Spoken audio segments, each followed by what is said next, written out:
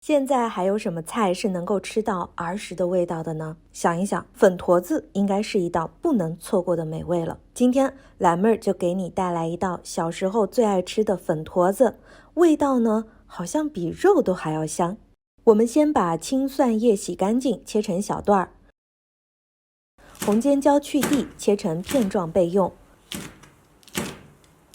五花肉清洗一下，切掉猪皮，再把五花肉切成片。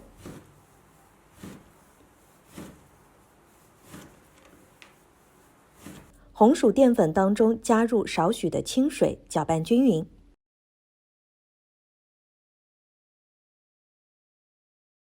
将调好的红薯水淀粉倒入油锅内，开火炒制。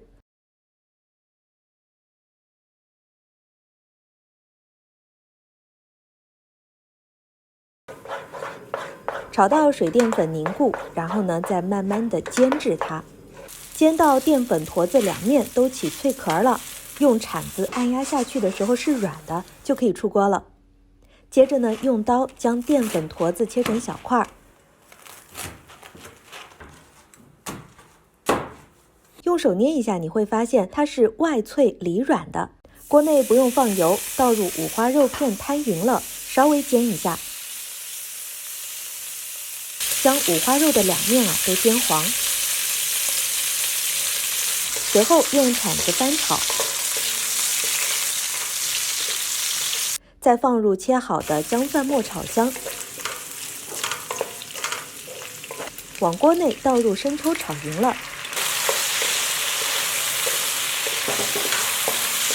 加一点蚝油翻炒。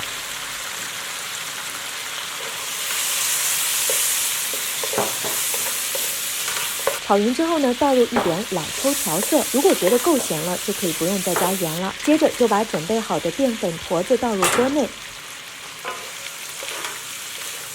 翻炒均匀之后，倒入一小碗的清水。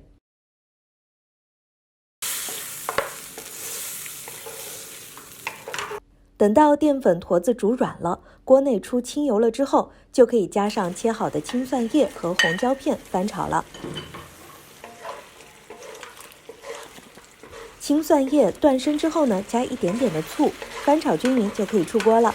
那这道粉坨子烧肉呢就做好了，非常下饭的一道菜，喜欢的朋友赶紧试试吧。